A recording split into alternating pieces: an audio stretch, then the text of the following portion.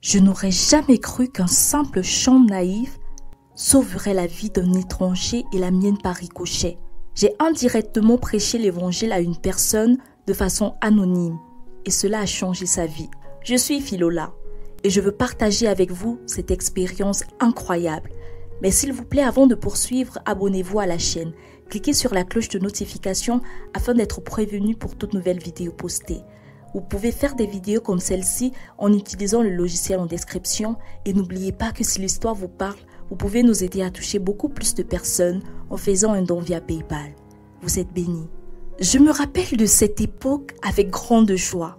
Avec mes parents, mes frères et moi, nous avions l'habitude de prendre quelques jours de vacances en famille, loin de tout. Une déconnexion totale d'avec le monde. Nous attendions impatiemment cette période de l'année. Nous nous amusions tellement bien en pratiquant plusieurs activités qui nous permettaient de renforcer nos liens. Il n'y avait rien qui nous distrayait.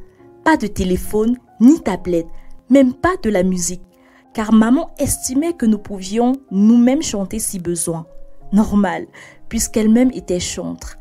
Nous exécutions alors des cantiques le matin et le soir et le reste de la journée, nous apprenions un nouveau chant avec maman et papa était à la guitare.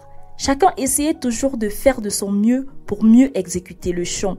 Ces moments étaient juste exceptionnels. Lorsqu'il arrivait que pour une raison de travail, mes parents n'étaient pas disponibles, ils se rassuraient que nous suivions le même rythme en nous envoyant dans des camps d'été, de préférence des camps de louanges. Une année en particulier, nous étions arrivés au camp plus tôt, car mes parents voulaient que nous y passions plus de jours. J'avais 8 ans. Je me rappelle que mon anniversaire devait être dans les jours qui suivaient. J'étais un peu triste en moi, car j'allais fêter mon anniversaire loin de mes parents. Maman me faisait toujours un gâteau spécial et il était si délicieux. Personne ne le faisait aussi bien qu'elle. Cette année-là, malheureusement, nous n'aurions pas le plaisir de le partager en famille. Mon frère et ma sœur s'étaient cependant arrangés à ce que leur petite sœur ne se sente pas lésée. Pendant un atelier, ma sœur prit donc la parole pour annoncer mon anniversaire et donner ses souhaits. Il m'avait alors fait le plus magnifique des cadeaux qui soient.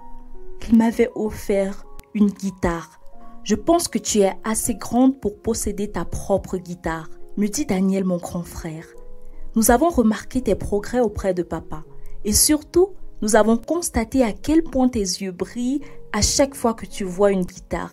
Alors, voici notre cadeau pour toi. J'étais si émue que je n'arrivais pas à articuler. Et cerise sur le gâteau, la responsable du camp m'avait fait un magnifique gâteau. Pas aussi bon que celui de maman, mais toujours aussi rempli d'amour. Il y avait un exercice qui consistait à écrire une lettre de correspondance à une personne de façon anonyme. L'objectif était de lui parler de Jésus en quelques mots.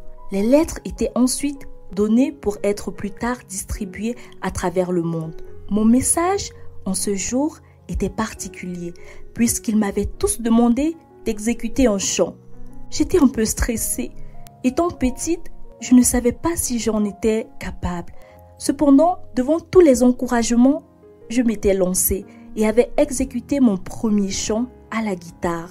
Ma sœur s'était chargée de l'enregistrement et plus tard, il avait été donné à la responsable qui m'avait assuré qu'elle l'enverrait. C'était l'un des meilleurs camps de ma vie et de retour à la maison, je m'étais empressée de raconter cela à mes parents. Ils étaient si fiers de moi et dorénavant, j'étais le binôme de papa lors de nos moments en famille. À mes 12 ans, j'avais intégré l'académie de musique à la demande de papa car il voulait que je sois au top. Ce jour-là, je m'étais rendue comme prévu à mon cours et j'étais rentrée juste après. J'avais beaucoup de devoirs à faire pour l'école. Je voulais que papa ou maman m'assistent à ce sujet. Mais je ne trouvais ni l'un ni l'autre. J'avais alors commencé en attendant leur retour. Mais alors, il se faisait de plus en plus tard, mais personne n'était là. Je n'arrivais pas à dormir. C'est alors que Jenna, ma grande sœur, arriva. Elle était toute pâle. On aurait dit qu'elle venait d'être déterrée. Je lui demandai avec insistance ce qui se passait, mais elle ne répondait pas. Daniel entra à son tour avec la même tête. Où sont papa et maman? Et puis, d'où venez-vous à cette heure? Et surtout, pourquoi cette tête? Philo, quelque chose est arrivé. Quelque chose de... En fait, papa et maman étaient sur le chemin de retour et ils ont eu un accident. Papa et maman ne sont plus. Philo, ils ont perdu la vie. C'était comme si le temps s'était arrêté autour de moi. J'entendais à peine ce que me racontaient mes frères. Mon monde venait de s'écrouler. J'étais orpheline. Nous étions orphelins. Qu'allions-nous faire? Pourquoi Dieu nous avait-il arraché nos parents si tôt? Pourquoi nous? Tant de questions auxquelles je n'avais pas de réponse. Nous nous retrouvions tous seuls au monde. Mes frères n'étant pas encore majeurs, les services sociaux nous avaient pris en charge. En attendant, nous trouver des familles d'accueil. Notre plus grande peur était d'être séparés. Mon Dieu, ne me sépare pas de mes frères. Éternel, s'il te plaît, ne permets pas que nous soyons séparés. Sur nos visages, il n'y avait plus que de la tristesse. Nous repensions à ces jours en famille comme s'ils n'avaient existé que dans une autre vie, tellement la douleur nous avait envahis. Nous étions déjà habitués à notre nouvelle vie et essayons d'avancer.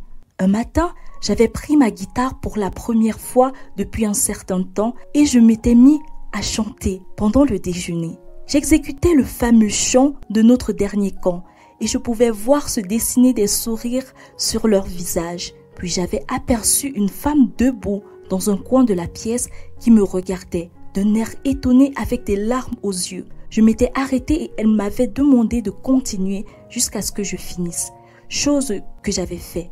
Elle m'avait demandé ensuite où j'avais appris ce chant. Alors je lui dis que c'était une composition originale. Mon Dieu, ce chant a redonné vie à mon âme et m'a sauvé d'une vie tellement impure. J'ai écouté ce chant il y a 4 ans, exactement. Je traversais des moments tellement difficiles et j'avais succombé à l'alcool qui m'avait ensuite conduit à la drogue. J'en étais dépendante. Je ne pouvais plus m'arrêter.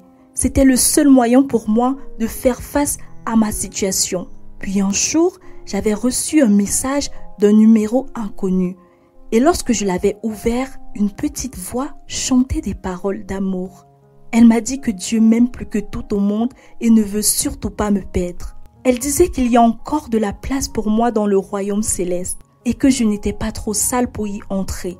Elle m'a dit que quelqu'un a pris ma place. Il a pris sur lui toutes mes fautes à la croix et a déjà été puni à ma place, afin que je ne puisse plus être condamnée. Elle m'a dit que la grâce est toujours disponible et que c'est possible si je crois en Jésus et si je fais de lui mon sauveur personnel en l'acceptant dans ma vie. Elle m'a demandé de lui parler à cœur ouvert, sans réserve, car il me connaît mieux que moi-même. Et cette voix, c'était la tienne. Je l'ai suivie et j'ai fait le pas. J'ai décidé de tout abandonner à Jésus et de ne plus me battre contre mes propres forces. J'ai demandé plus tard de l'aide dans la première église que j'avais trouvée et aujourd'hui, plus rien n'est plus pareil.